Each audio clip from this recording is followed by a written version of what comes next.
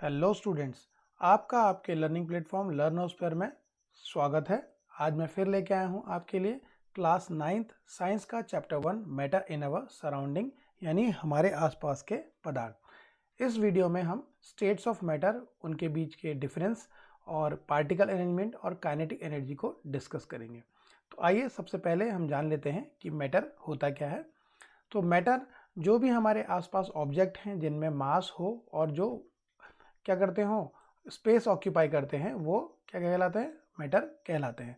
जैसे अपने रूम में देखिए बहुत सारी चीज़ें, जैसे table, chair, wall, board, plastic, ये सब चीज़ें क्या है? इनमें मास है यानी वेट है, और ये स्पेस भी घेरते हैं आपके कमरे में, यानी इनमें वॉल्यूम भी है। तो ये सभी क्या है? मैटर हैं यानी पदार्थ हैं। और इस कमरे में एयर भी है भरी हुई, तो एयर भी क्या है? मैटर है, क्योंकि एयर में भी मास होता है और ये भी स्पेस ऑक्यूपाई करती है। जब एयर को बलून्स में भरा जाता है या टायर्स में भरा जाता है तो ये इसमें मास होता है और ये स्पेस भी ऑक्यूपाई करती है।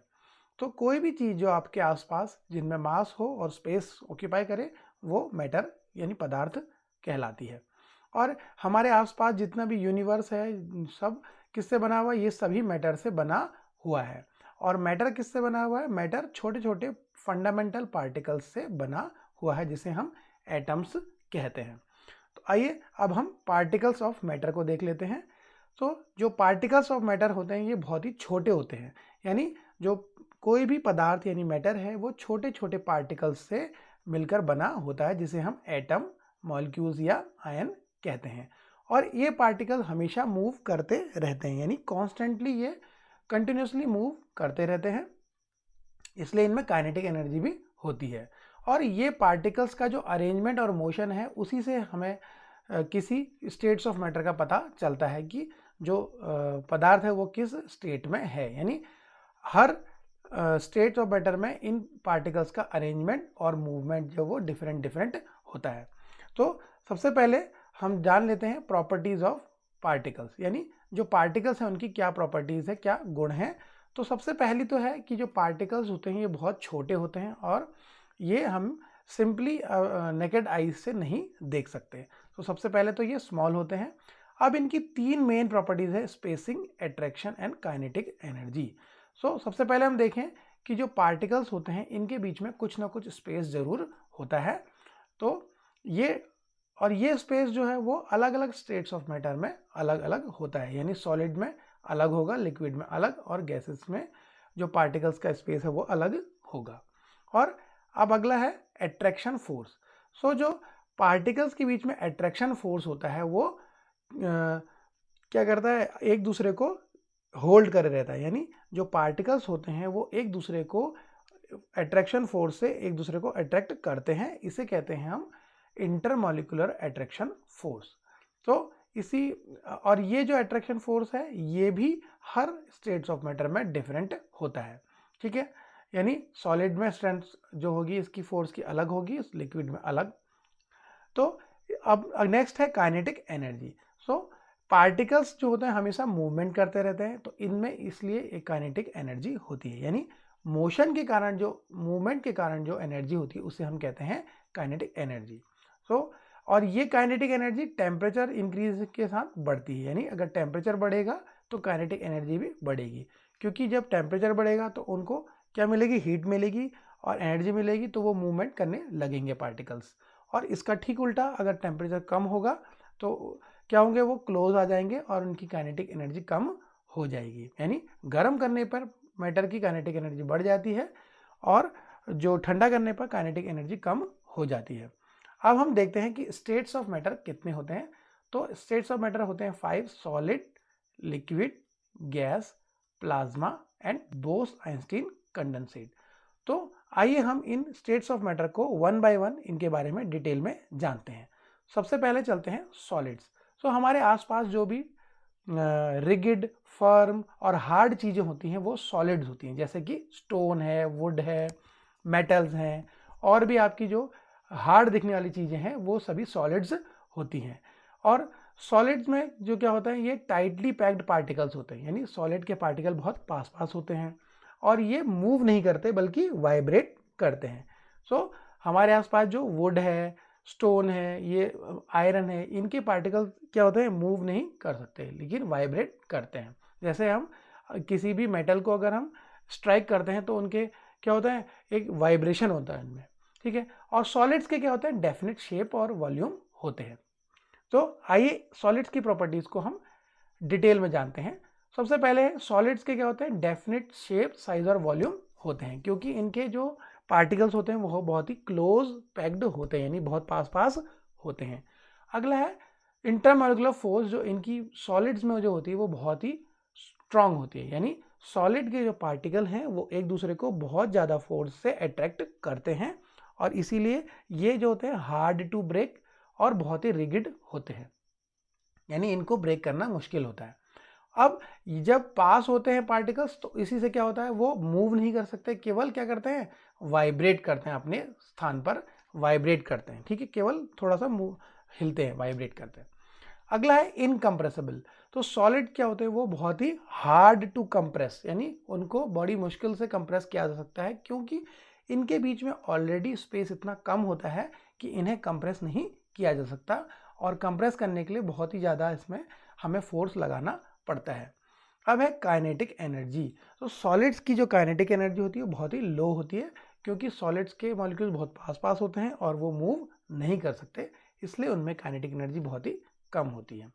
अब आते हैं डेंसिटी।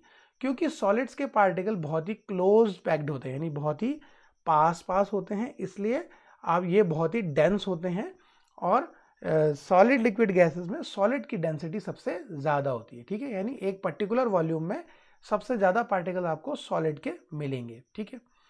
और ये इसीलिए हैवी भी लगते हैं सॉलिड्स, क्योंकि इनकी डेंसिटी बहुत ज़्यादा होती है, इसलिए वो हैवी लगते हैं as compared to liquid and gases. अब अगले लिक्विड्स पे चलते हैं। तो हम आसपास देखते हैं, जैसे वाटर है, मिल्क है, और जो जूसेस हैं, और जो भी फ्लो करने वाली चीज़ें हैं वो आपकी लिक्विड्स होती है, ठीक है, जैसे ऑयल भी। तो लिक्विड्स जो होते हैं इनमें पार्टिकल क्लोज होते हैं, लेकिन सॉलिड से थोड़ा कम क्लोज होते हैं, ठीक है, और वो मूव कर सकते हैं। सॉलिड में पार्टिकल मूव नहीं करते, लेकिन लिक्विड्स के पार्टिकल मूव करते हैं, इसलिए इनके क्या होते हैं, शेप साइज कोई भी डेफिनेट नहीं होते, यानी हम किसी इस बॉटल से अगर हम ग्लास में डालें तो इनका शेप चेंज हो जाएगा। लिक्विड अपना शेप जो है वो चेंज करते रहते हैं एक कंटेनर से दूसरे में डालने पे। और लिक्विड्स में क्या होता है, वो गैसेस से स्पेस थोड़ा कम होता है, ठीक है, सॉलिड से थोड़ा ज़्यादा लेकिन गैसेस से कम। आइए अब लिक्विड्स के बारे में डिटेल में जानते हैं।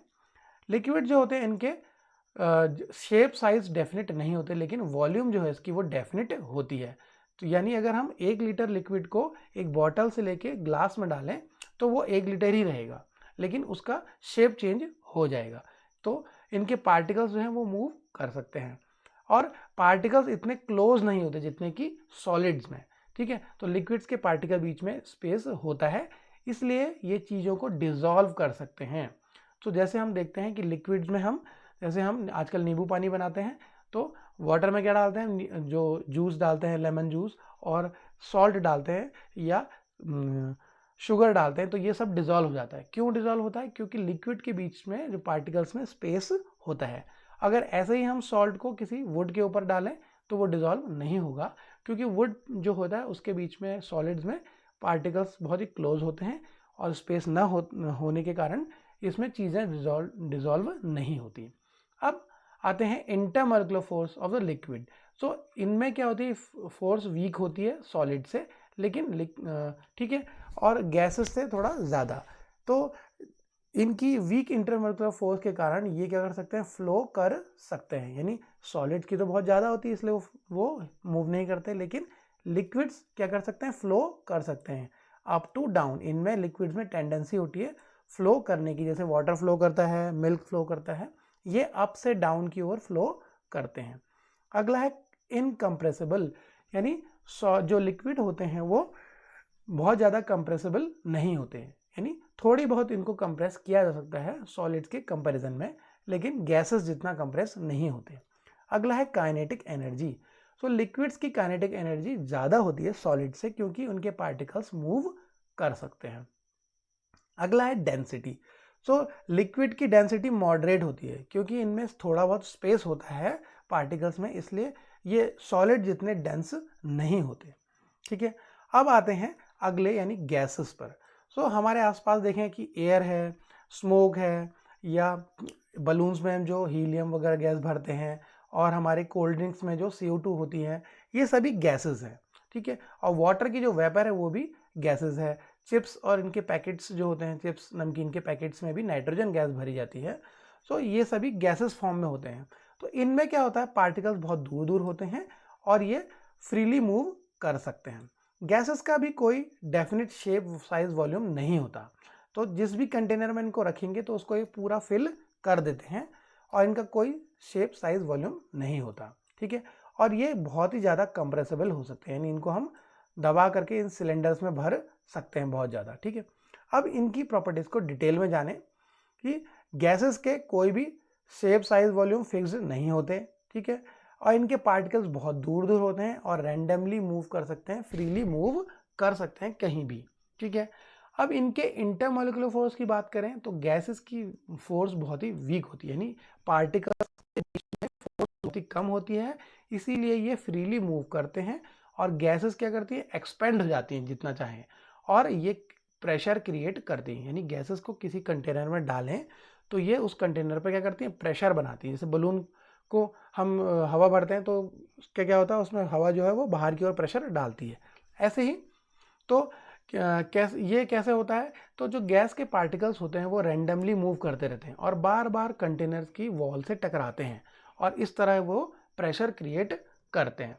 अब है कंप्रेसिबिलिटी। तो गैसेस बहुत ज़्यादा कंप्रेसिबल होते हैं, सबसे ज़्यादा, क्योंकि इनके बीच में बहुत ज़्यादा स्पेस होता है पार्टिकल्स के, इसलिए इनको बहुत ज़्यादा दबा करके कंप्रेस किया जा सकता है और छोटे से सिलेंडर्स में भरा जा सकता है।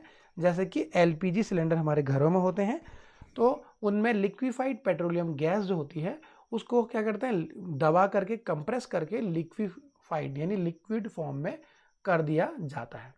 तो गैसेस जो होते हैं हाईली कंप्रेसिबल।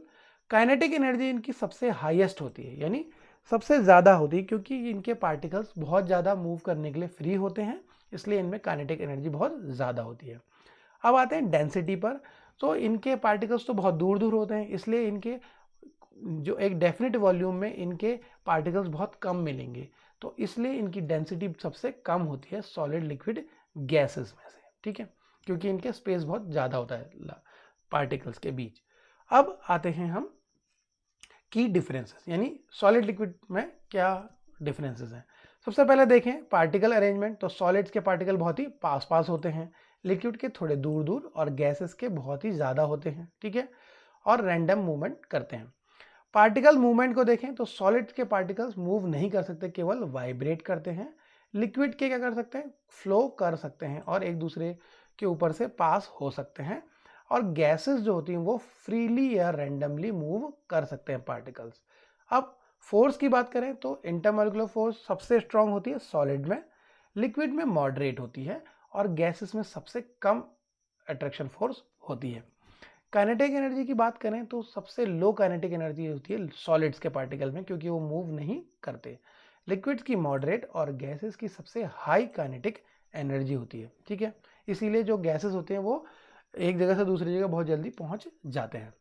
डेंसिटी देखें तो सॉलिड्स की सबसे हाई डेंसिटी होती है, क्योंकि इनके पार्टिकल बहुत ही क्लोज होते हैं। ठीक है, और लिक्विड्स की मॉडरेट और गैसेस की सबसे कम डेंसिटी होती है, क्योंकि इनके पार्टिकल्स दूर दूर होते हैं।